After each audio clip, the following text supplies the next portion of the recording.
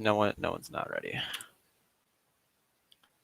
Lakeville affirms in our first contention is preventative care. U.S. preventative care is terrible, with Layman 18 finding survey data found only 8% were getting recommended preventative services, including screening for cancers, counseling on obesity, and vaccinations. This is because private insurers rely on short-term profits, with Levi 19 explaining underutilization is a result of an implementation gap rather than an information gap. Financial incentives do not align with a focus on preventing chronic diseases. Providers are paid to treat rather than to prevent disease.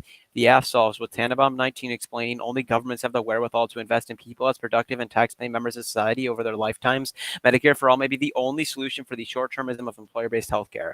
The impact is health, with Kelling 16 predicting 100,000 lives could be saved each year with widespread adoption of preventative healthcare. Our second contention is global access.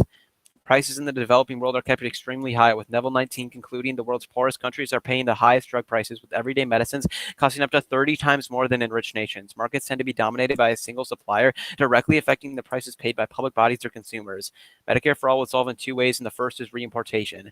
Fears of drug importation keep prices high in the developing world, with Commander 11 writing, manufacturers are reluctant to lower prices in less developed countries because those products can be resold to more developed countries where they're manufactured, undercutting the prices charged there. Medicare for all solves by directly decreasing drug prices here in the U.S., taking out any need to import drugs and thus allowing companies to lower prices.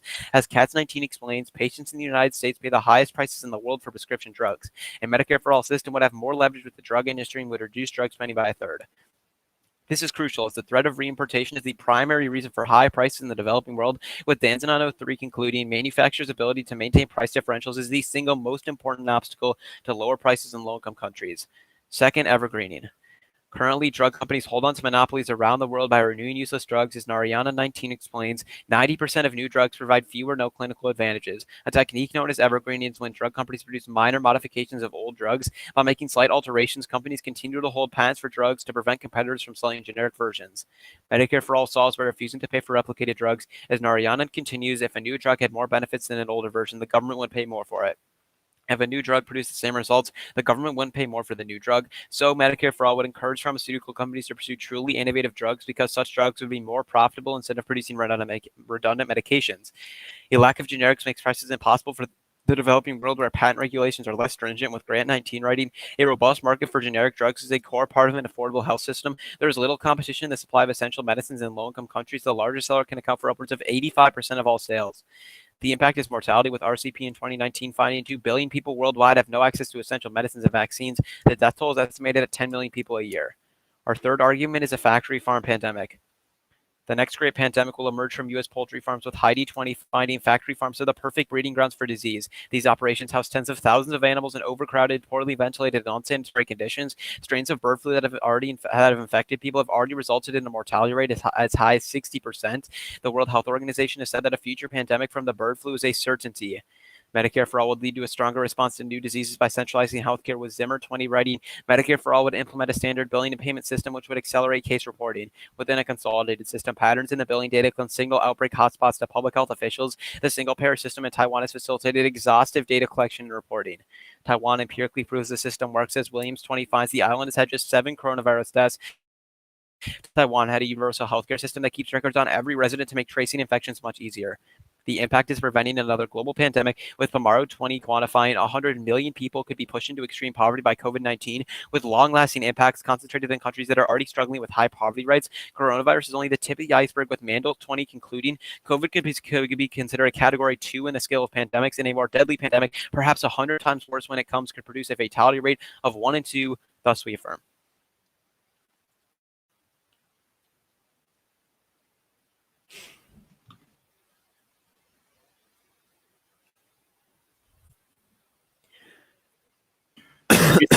Can we see that factory farms will lead to pandemics? Yeah, and that Heidi. bird flu is going to happen? Yeah, just the Heidi evidence. I didn't get the tag, but just like that, factory farms are great for pandemics, and that a bird flu will happen. Okay, it's sent. And then as soon as we get it, we'll read case. All right, it's sent.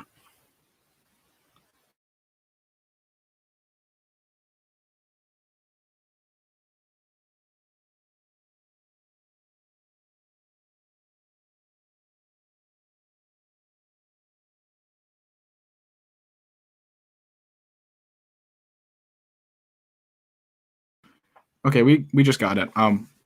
Everyone good for my case? Can everyone hear me all right? Okay. Then let's begin. Daniel and I negate. Our first argument is a funding fallout. Over the next decade, Bloomberg 19 finds that Medicare for All would cost America a whopping $34 trillion, forcing the government to take drastic measures. There are two ways the government will pay for it. First is with taxes. Specifically, Nushka of Georgetown in 2019 writes that both Medicare for All proposals explicitly mandate tax increases, estimated at around 20% across the board to foot the bill. Even if we progressively charge the rich, the CFRB 19 finds that the financial burden would still fall overwhelmingly on the shoulders of low and middle income earners, since it would only be enough to finance 1/4 of the bill. In fact, Hall 19 writes that tax hikes would eclipse savings on health expenditures for 3 out of 4 Americans, leaving them with on-net smaller incomes. Thus, Tanner 20 concludes that Medicare for All will throw millions into poverty and contract the US GDP by 15%. Second is with debt. A 20% tax alone won't cut it, as Shaver 19 finds that it would take doubling or tripling of federal income or corporate tax to fully finance the bill, so a lot would still be left over to finance. UPenn finds that debt financing of Medicare for All would constrict government spending into productive investment, shrinking the economy by 24%. Unfortunately, Sanchez of UCLA quantifies that a 1% decrease in economic productivity leads to a 2% increase in unemployment, meaning that 70 million Americans will be put out of work. Even worse, the debt will have consequences around the world, as Amadeo 20 explains that to increase demand on treasury bonds, they must yield higher returns in order to attract investors. To do this, the government rapidly increases interest rates on their bonds, which increases investment. Empirically, Laubach 03 quantifies that just a 1% increase in the debt-to-GDP ratio increases interest rates by 0.25%. Unfortunately, Capretta 18 explains that an increase in American debt disincentivizes investors from investing into emerging markets because their investments will be safer into American bonds with higher interest rates and also higher returns. Delaney 18 explains that less investment into risky bonds hurts emerging markets because it becomes too expensive to service their debt without the foreign assistance they rely on. Unfortunately, the JDC 15 finds that high interest rates in the US, coupled with high debt in emerging markets, led to the disastrous debt crises in the 80s and 90s that pushed 125 million people into extreme poverty as hyperinflation skyrocketed and countries were forced to gut social spending and print more money to pay back their debt. Our second argument is innovation. Sartorius 20 finds that pharmaceutical innovation is evolving with the advancement with the use of artificial intelligence for higher efficiency and new innovative techniques applied to the use of biotechnology, a new and highly research-intensive industry. The results have been terrific thus far, as the BIO reports that hundreds of millions of people have been helped by biotech drugs, and hundreds of drugs are currently in trial targeting 200 different diseases. CNBC notes in 2018 that smaller companies have driven this growth, with 63% of new drugs approved over the last 5 years originating from small firms because of their expansive technological expertise and their ability to specialize in promising areas. Unfortunately, lower revenues would devastate the research and development sector. Since research is so expensive, Gleason 17 explains that regulating the price of drugs under Medicare for All will hurt innovation because drug makers won't be able to make back their costs, decreasing R&D by 32%. Medicare for All will also stop all outside investment into this industry, as Stat News 18 writes that if profits decline, the appetite of the venture capital community for biopharma investment will go away, the lifeline for biotech startups as it is the majority of their capital. Dickinson 94 explains that even the fear of price controls in 1993 led to a $700 million decline in investment and a 38% drop in biopharma stock values. Overall, Forbes finds that 56 fewer drugs would enter the market because of Medicare for All. Continued innovation is necessary as certain diseases are developing resistances to fight current antibiotics, also known as AMRs. The World Health Organization warns in 2020 that people have already contracted mutated forms of TB, malaria, and HIV with no effective cures available. Fortunately, Kim 20 writes that billions of dollars are being provided to smaller companies to develop 41 new antibiotics to tackle this problem by 2030.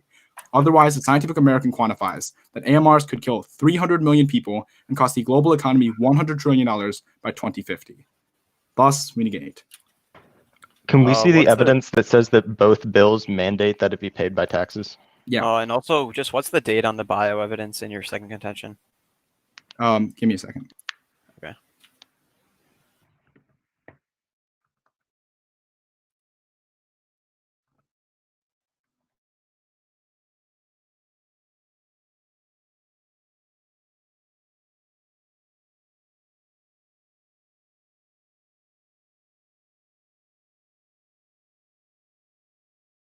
I can give you a link to the website, but it doesn't specifically say a date on the BIO evidence. Okay, so it's just like no date. That's fine. Yeah. We have other dated evidence if you'd like. No, that's fine. Just send that other card then. Did you reach King 20? Sorry. Okay, cool. The tax card was sent. All right. Henry, let me know when you got it and we can start cross.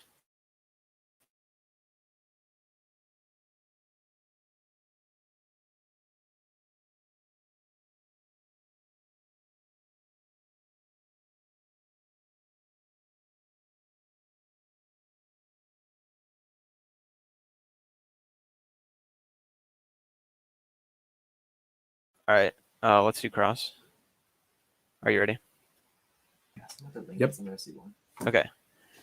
So on your first argument about debt, you say that like debt spending will constrict spending into like more productive economic investments. Like what are these economic investments that would be cut?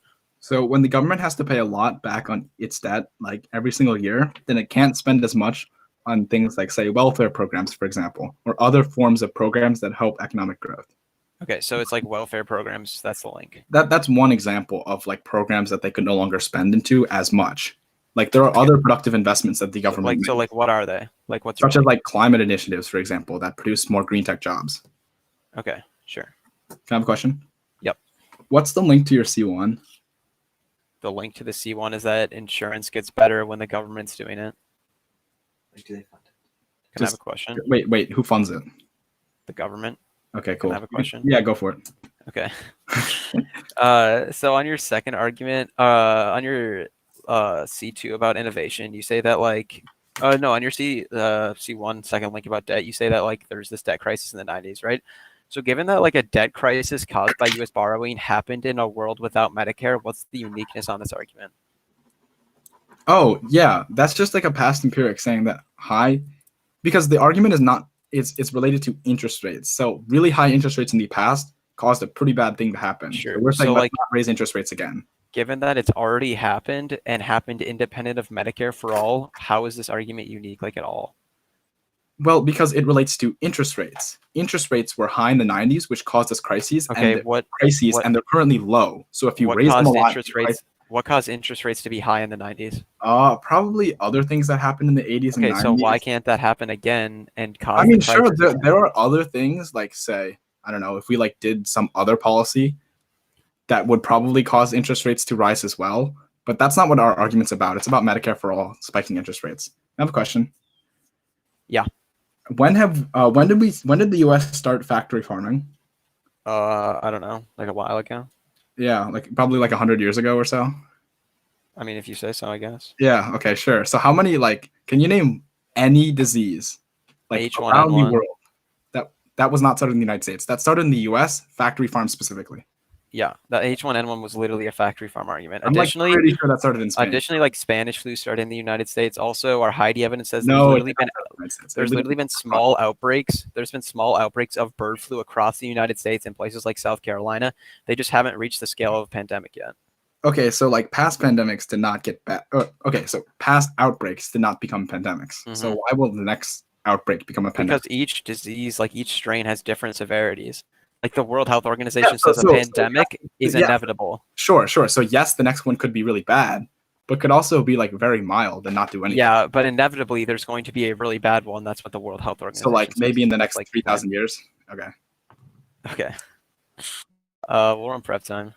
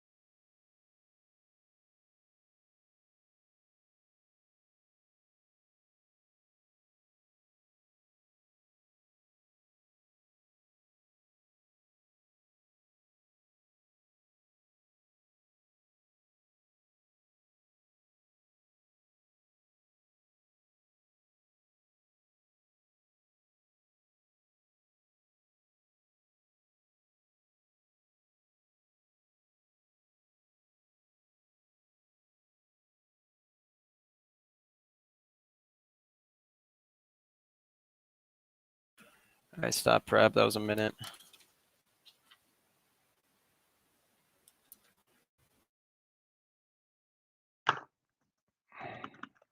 It's just going to be down the neg. Is everyone ready? Okay.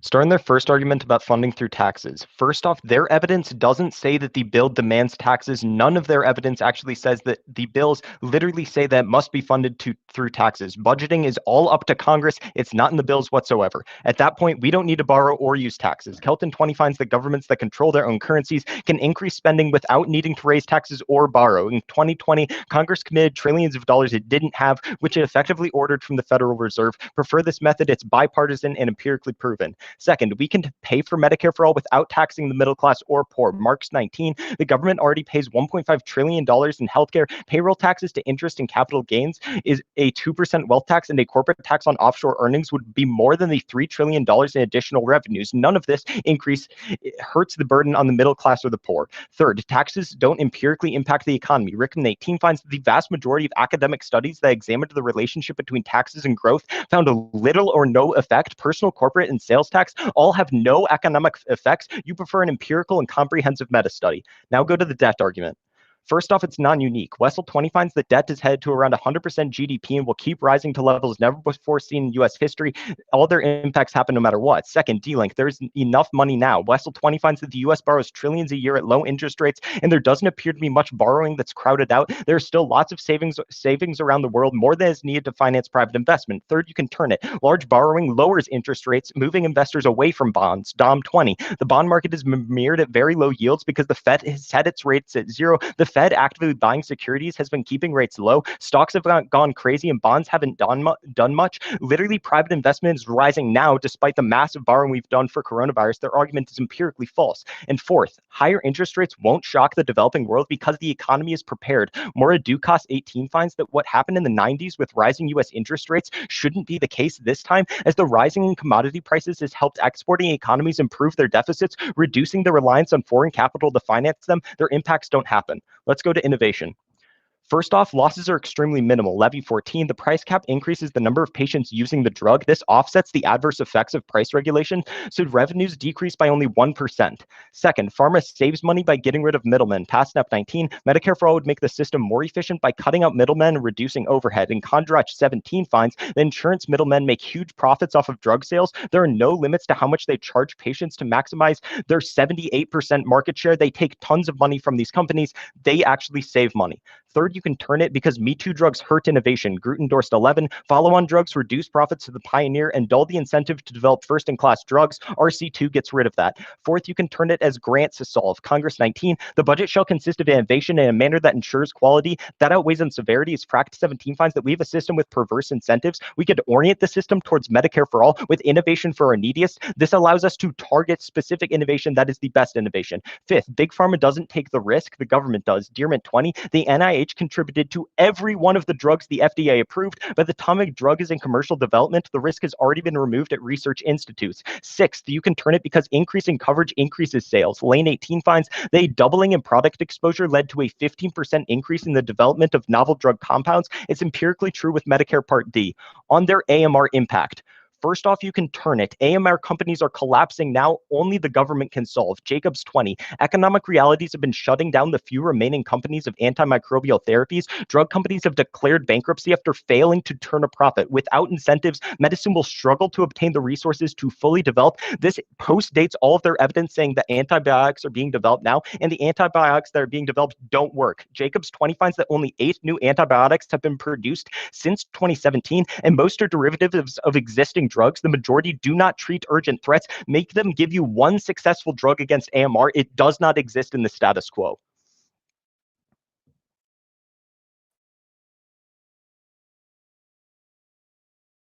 We're going to run some prep time now.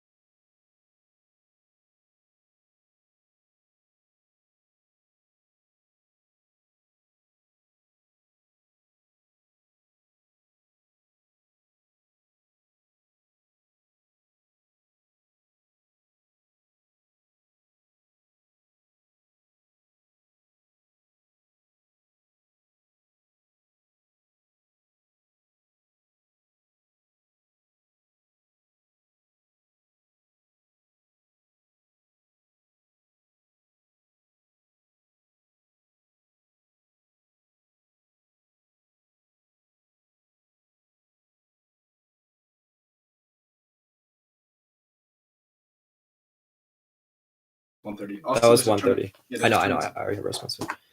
Okay, it's gonna go down the negative case, and then it's gonna go down the pro case.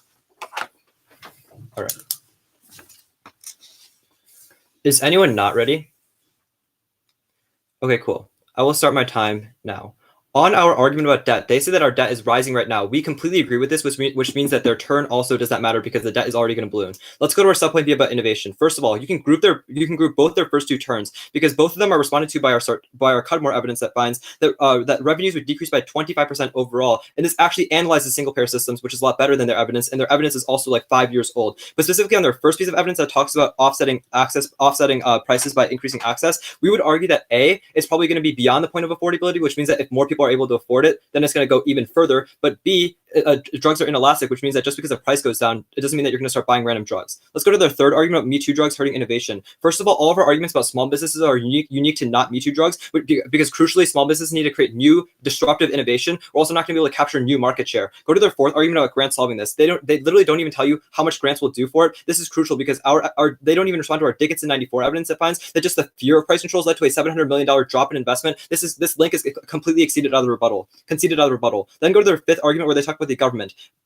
First of all, the government doesn't fund everything. For example, small pharma actually funded 85% of clinical trials, which is crucial because they find that if the government tried to do all of it, then they would go bankrupt. But second of all, Bluestone in 2019 finds that funding for the government's budget has actually decreased by 19.2%, which clearly shows the government is not able to do so. Go to the last response about increasing sales under Medicare Part D. First of all, Medicare Part D had an 85% federal subsidy, which means that the government actually paid for the drugs. But second of all, it was just a partial price control, which means that they could have increased prices on other parts of the population, but that can't happen under Medicare for All. We're going to kick our impact from case, but we're going to outweigh their case in two ways. First of all, on the argument of preventative care, actually just go to it. This is going to be defense and a turn. Okay. First of all, the Global Newswire finds in 2019 that there's currently 900 molecules being developed for gene therapy, and they've all shown effectiveness. This is crucial because you can just edit the gene and you can make the chronic illnesses disappear. We're going to take the word chronic out of chronic illnesses. It is literally never going to show up with gene therapy. This is crucial because if innovation goes down, there's not going to be as many molecules being developed for this industry. This is a different impact from AMRs. Go to their argument about preventative care specifically. First of all, they have no evidence saying that the government is actually really willing to fund this. We already say that the R&D budget is going down from the government, but two reasons why Medicare for All actually makes access to care worse. First of all, Zabiki in 2019 finds that because we would cover millions and millions of more people, they would force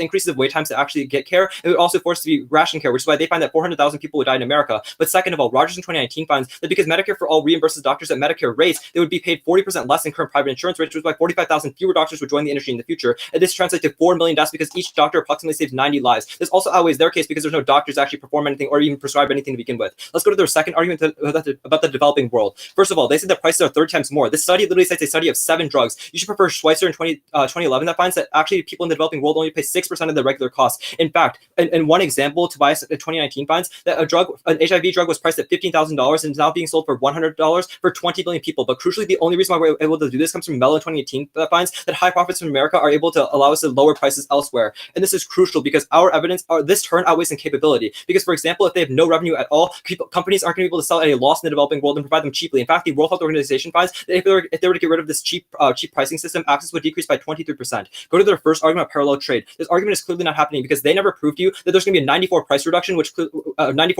reduction, and if drugs are already sold at 6% of the cost, this argument is clearly not happening. Go to their second argument of evergreening. First of all, the World Health Organization finds that 95% of essential medicine is already off patent, which means that their argument is not happening. But second of all, you can just lower prices on drugs that are even patent. For example, the HIV drug is on patent, but it's being sold at $100. Let's go to their third argument of pandemics. First of all, the only quantification they have no quantification from their factory farms argument. Their only evidence saying that there's going to be future pandemic is the bird flu evidence. However, the bird flu evidence literally A does not say that it's going to cause the mass death that they talk about, but B, it literally says it's already happening in 15 different countries, which means we already know it exists. But on their argument about consolidated system, Dignan in 2019 finds it's literally impossible because A, you'd have to bridge remote areas like they talk about in rural farms, but second of all, you have to address the current compatibility issues, which is why they find that a consolidated database is literally impossible. And lastly, they give the example of COVID. COVID was unsuccessful because it was extremely politicized. For example, red states didn't want to close, they didn't want to socially distance, they didn't want to wear masks. Thank you, and please vote con.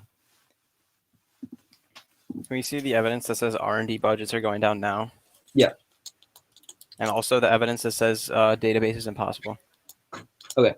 Wait, what did you say? What was the second one? They want R&D down and then database impossible. Oh.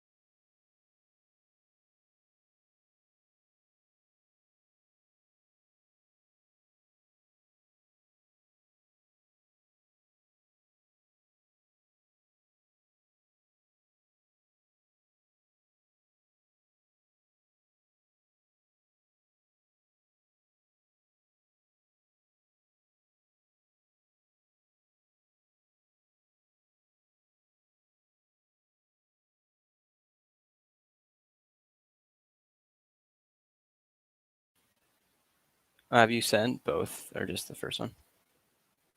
We just sent Dignon, and then we're gonna get the 20% thing for you right now. Okay.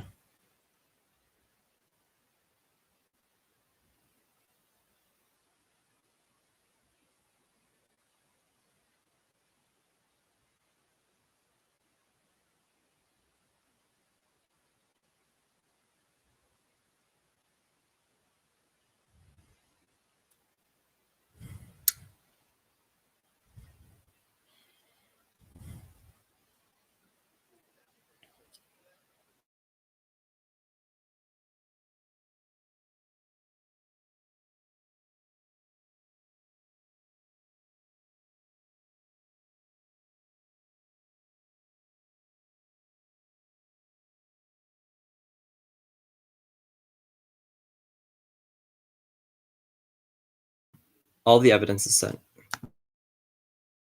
You guys can do cross then, I think. Okay, sounds good.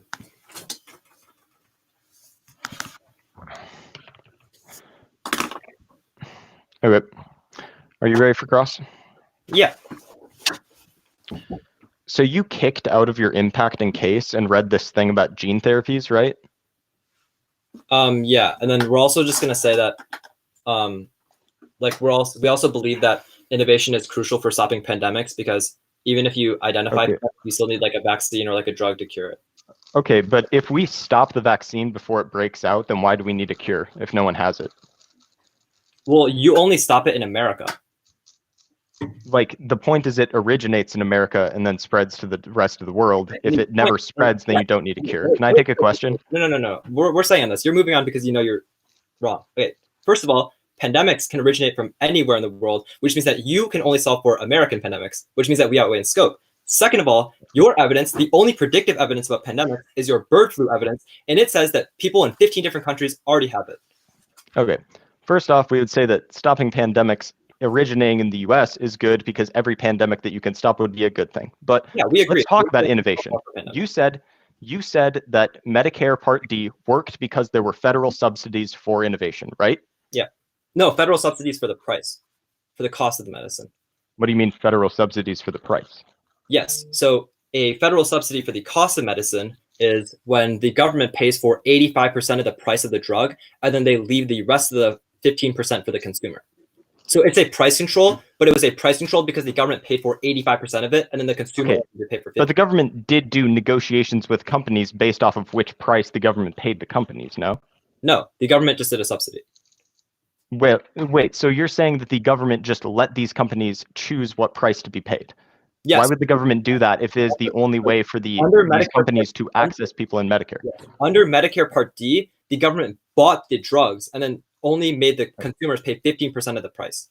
We would say that the government does negotiations under Medicare Part D because it doesn't want big pharma to just decide what price. No, you don't get to say what the government wants. You don't get to say that because the government literally did a federal subsidy. Like they did. That's what Medicare Part D does. It no. Negotiates with pharma companies because this is the only way for pharma companies to access people on Medicare. No, Medicare Part. The government bought the drugs for people under Medicare.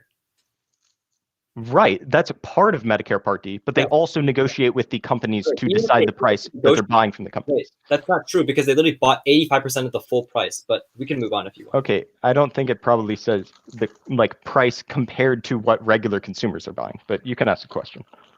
Okay, cool. So it seems like you want to go for this pandemics argument. Okay, cool. Okay, so how can you guarantee that there is going to be a pandemic in the future that is like this, that links into your impact about like half of a mortality rate? Because the World Health Organization said that a pandemic, which means a global spread of a virus, will come from factory farms.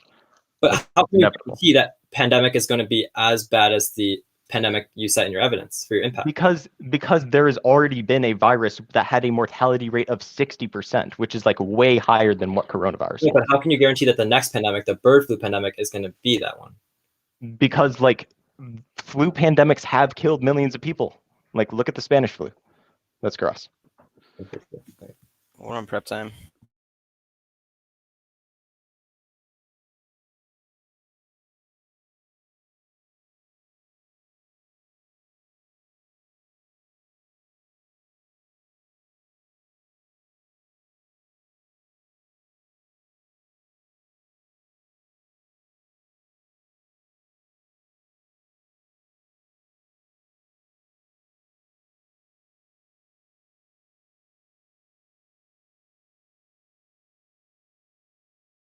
All right. That was time 30 seconds. So that's like a minute 30 total. All right. Is anyone not ready? Oh, hold up. We'll run a little more.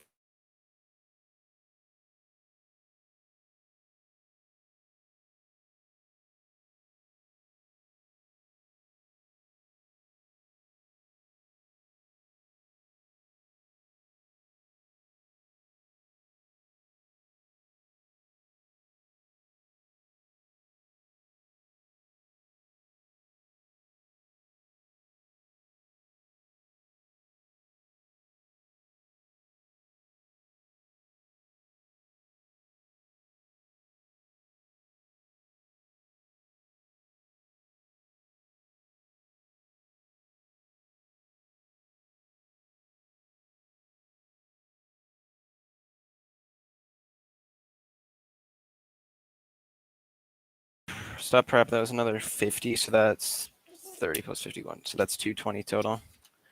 It's going to start on the F, then go down, then way, then the neg. Is anyone not ready? Okay.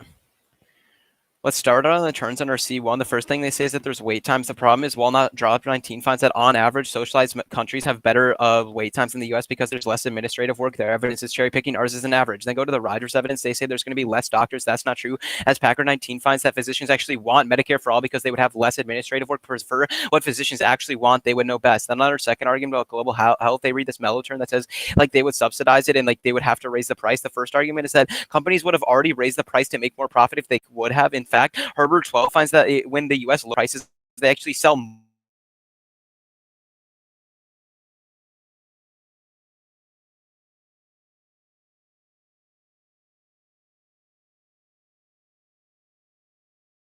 more volume in the developing world, which means they lower the price more, prefer that because it's historic in places like South Carolina. They say there's no quant for factory farms. Insofar as outbreaks have had mortality rates of 60%, that's horrible. Coronavirus has like a 5% mortality rate. It's obviously really bad. Then they say that like it could happen in 15 other countries. The problem is that like outbreaks have literally already happened inside of the United States. It's only a matter of time before one of them becomes a pandemic. Extend the Zimmer evidence because Medicare for all would consolidate data. It would allow public health officials to better track hotspots and then do like better public health decisions. They say it would be impossible to do the system with the Dixon evidence. All their evidence says is that there are challenges to do this. Insofar as this has been implemented in places like Taiwan, empirically it would work. Additionally, the U.S. government has literally trillions of dollars at its disposal. If Taiwan can do it, we definitely can do it. Then they say that COVID is politicized. This is only mitigation. The second argument is that Trump's, like, if these people, like Republicans and Trump's problems with nationwide lockdowns is that it hurts the economy. Our argument is that you can do like targeted lockdowns at the places where there are hotspots in the first place. So you don't even need to do a nationwide lockdown. That's why like the link is pretty clear. We extend the Williams evidence. There's only 7 cases in Taiwan. Empirically, it's true. Pomaro says that this could push 100 million people into poverty. We outweigh for 2 reasons. First, we outweigh on probability because they have conceded that a pandemic originating from the United States is inevitable. Innovation is always risky and a shot in the dark, which means we can 100% solve. The second thing is a link in is because when pandemics happens, that triggers a recession, which means these companies go under because they aren't making any money, which means innovation can't happen. They're going to try and read an argument that drugs can solve for pandemics. The problem is drugs don't solve for pandemics because they come late. They come after millions of people have already died. The only way to stop a pandemic is to consolidate it and stop it. Let's go to their case. Extend the grants evidence. The Congress tells you that the budget consists of innovation. They just say how much. We would say it's probably a lot. Congress doesn't want millions of people dying of preventable diseases, so they're literally going to spend more. They say empirically investment goes down. The argument is that we don't even need venture capital in the first place if the federal government is literally subsidizing it. The FRAC evidence, which they have conceded, says that if we orient the system towards Medicare for all, we'll literally get better innovation. That is conceded. The second thing you can extend is the Jacobs evidence, which says innovation companies are shutting down now. They don't read an impact in rebuttal. They literally agree that they're kicking out of it. The only thing they go for is this gene therapy argument, but insofar as innovation companies are shutting down now, there's literally no probability on this. There's like, what is the impact? They don't extend an impact card in rebuttal. Don't let them extend some sort of new empiric and second summary. That's horrible. That's really abusive. Vote for the F.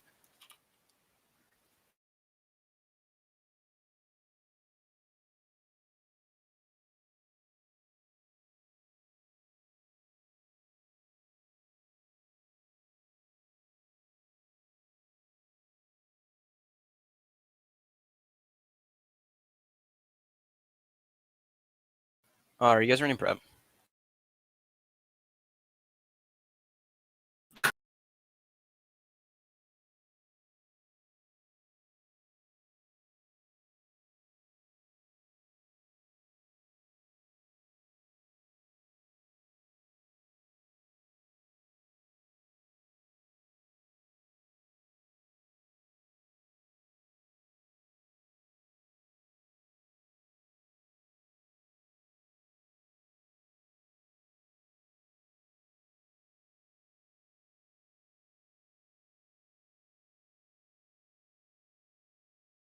Can you call for evidence saying physician or whatever? Can we see that physicians support Medicare for all?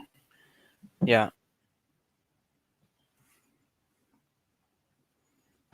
Yeah, I've got it.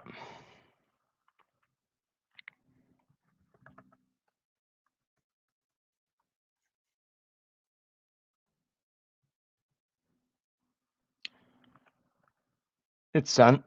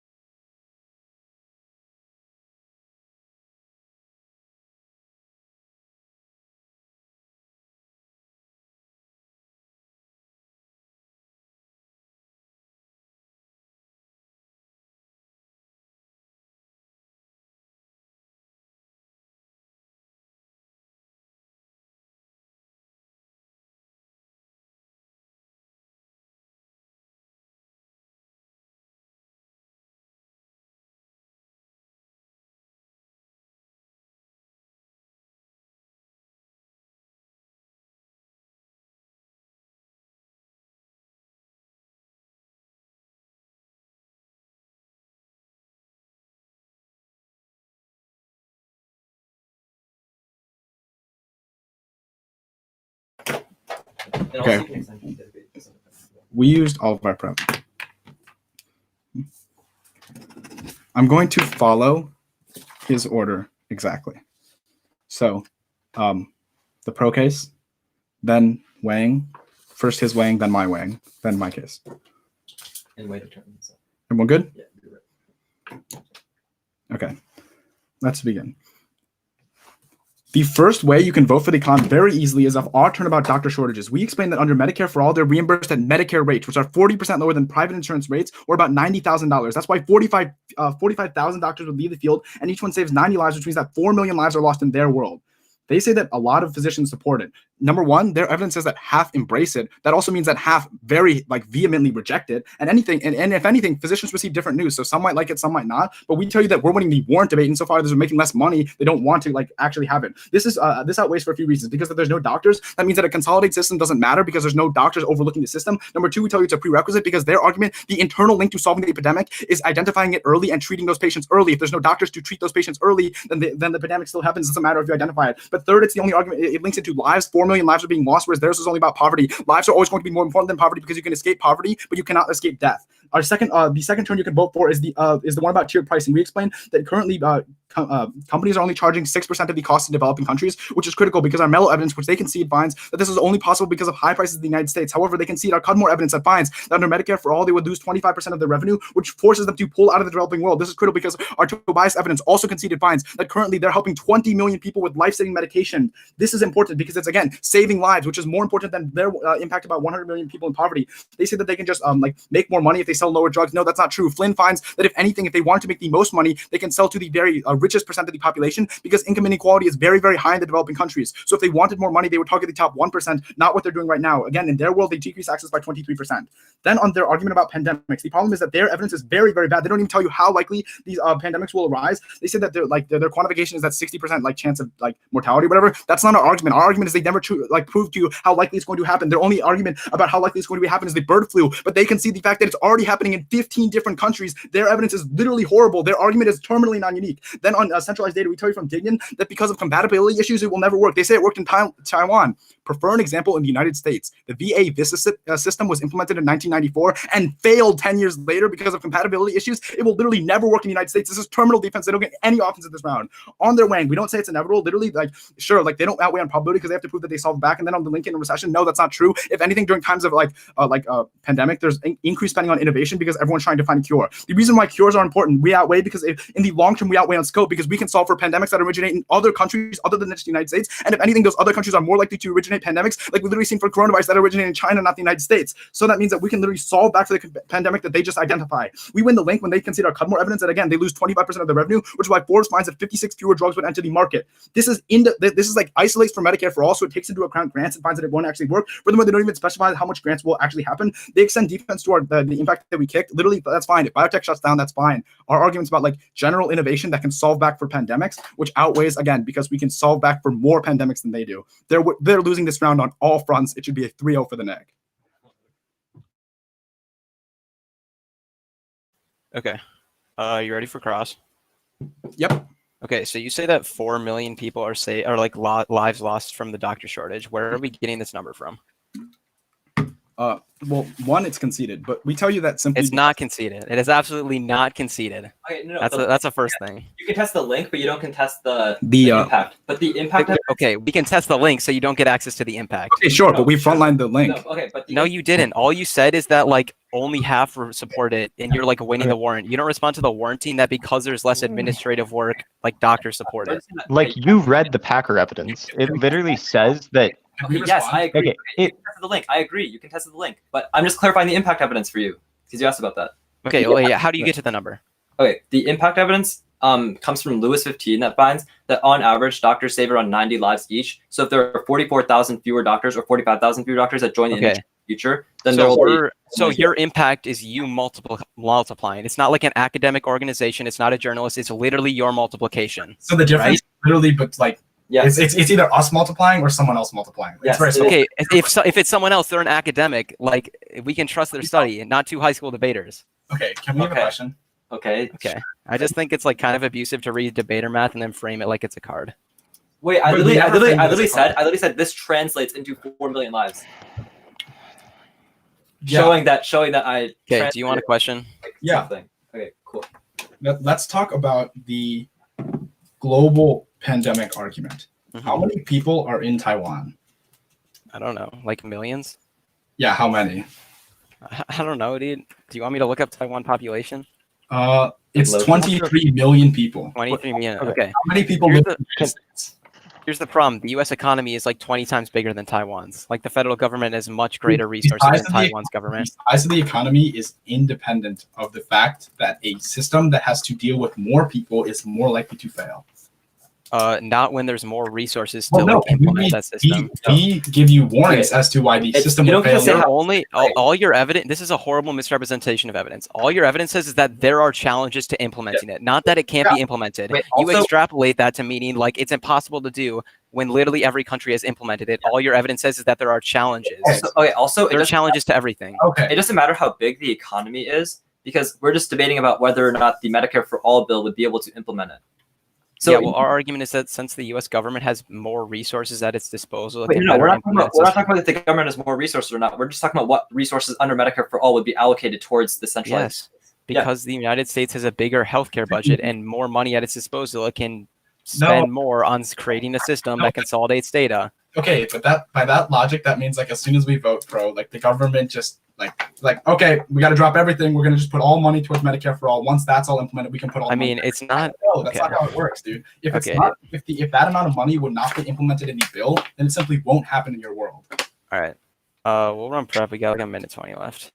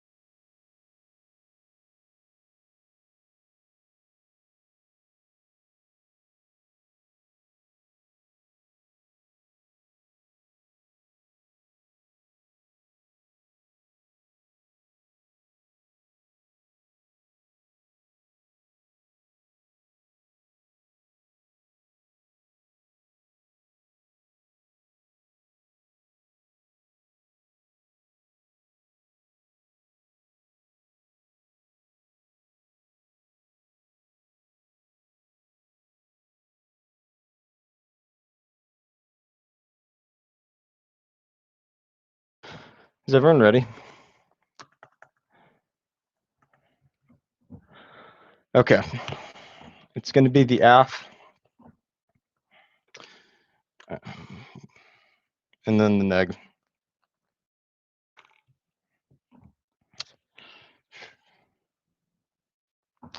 Okay.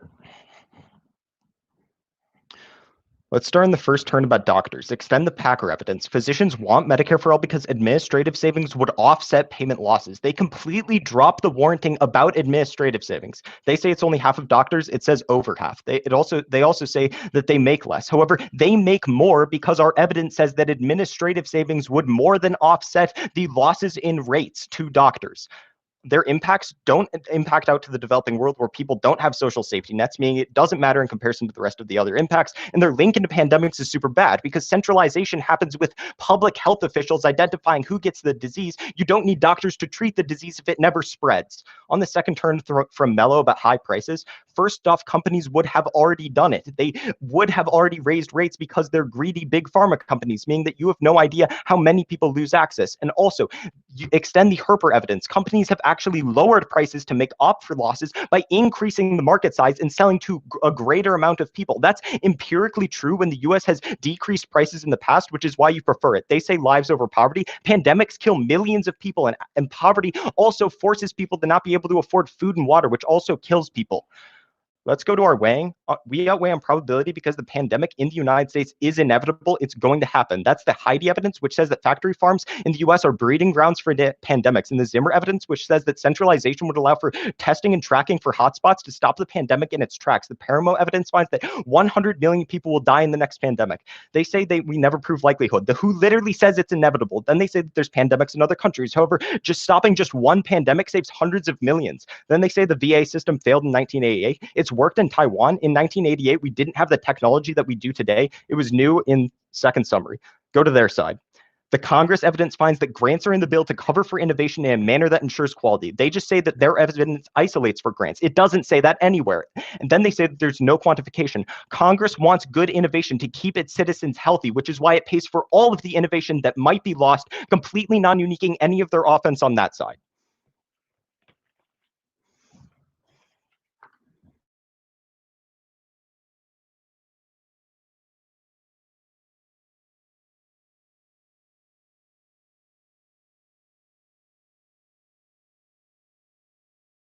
Okay, you got this. Take it home. Okay. Thank you. It's just going to be following his speech. Should I go for every turn? What do you think? What? Yeah, sure. Why not? Okay, cool. All right, let's do it then. Okay. Actually, it's just going to be an observation first. Okay. Time. Where do I fill the observation? Top of his. There. I guess top of the app. Okay. Okay, cool.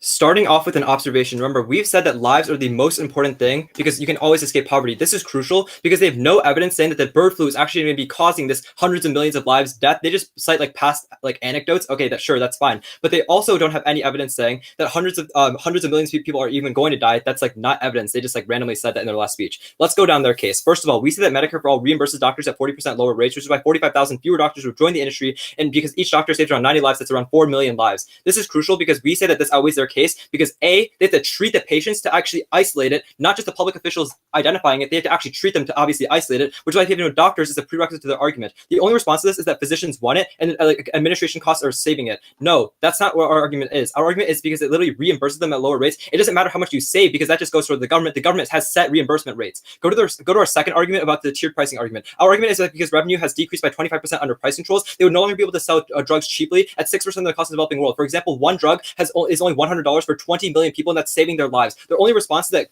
pharma is really greedy, which means that they're like pharma is really greedy. First of all, we said that our argument is that they already have enough revenue from America, which is why they're able to sell cheap prices elsewhere. But second of all, they don't respond to the high income inequality argument, which means that they're actually able to make more money if they were to price it to the highest. This also always their case because it's a quantification of lives.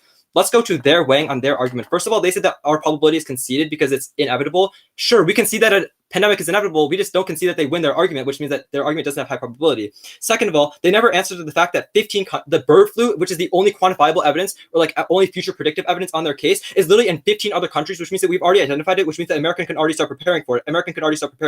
Let's go to the reason why we solve for pandemics better. First of all, we said that Medicare for All decreased revenue by 25%. Their only response is that grants can solve for it. No, we're isolating the effect of Medicare for All specifically, and we've also seen that Congress and like government budgets have been restricted. They also don't have any evidence saying that they would actually fill in. This is crucial because 56 fewer drugs would enter the market if we had less revenue. And remember that this outweighs our argument on pandemics because pandemics can spread from anywhere. For example, like China, which means that we can solve for all pandemics if we actually release drugs to solve back for them. Thank you, and please vote con. Great round. Yeah, great round.